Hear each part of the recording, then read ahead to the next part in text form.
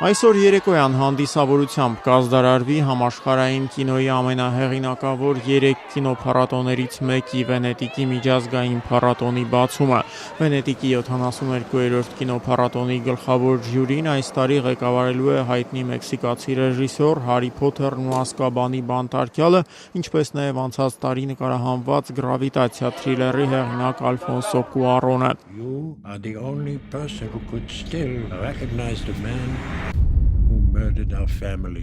Վենետիկի կինոփառատոնի այս տարվա մրցութային ծրագրում ընդգրկված 2 տասնյակ կինոնկարներից մեկը կանադահայ ռեժիսոր Ատոմ Էգոյանի «Հիշիր» ֆիլմն է։ Դրանում գլխավոր դերը խաղում է կանադացի հռչակավոր դերասան Քրիստոֆեր Պլամերը, ով, հիշեցնեմ, Էգոյանի մեկ այլ հայոց ցեղասպանությանը նվիրված Արարատ ֆիլմի գլխավոր դերակատարն է։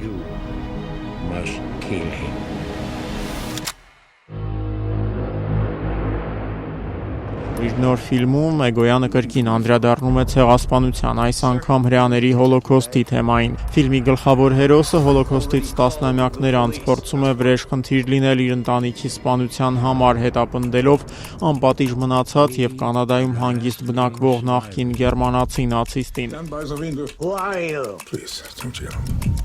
Երկրորդ համաշխարհային պատերազմին է նվիրված նաև հայտնի ռուսաստանցի ռեժիսոր Ալեքսանդր Սոկուրովի ֆրանկոֆոնիան, որը ևս ընդգրկված է Վենետիկի կինոփառատոնի մրցութային ծրագրում։ Ռուսաստանցի ռեժիսորի ֆիլմը Ֆրանսիայի գերմանական օկուպացիայի ընթացքում աշխարհի ամենահայտնի թանգարաններից մեկում Լուվրում ծավալված իրադարձությունների մասին է։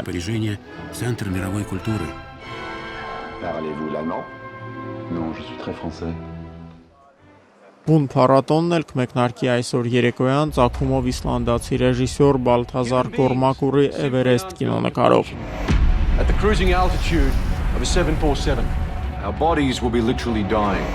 Բրիտանա-ամերիկյան համատեղ արտադրության այս ֆիլմում մի շարք աշխարհահռչակ աստղեր են նկարահանվել, այդ թվում Կիրա Նայթլին, Էմիլի Ուոթսոնը եւ Ռոբին Ռայթը։ Կինոնկարը պատմում է աշխարհի ամենաբարձր գագաթը հաղթահարելու 1996-ին ձեռնարկված մի շարք փորձերի մասին։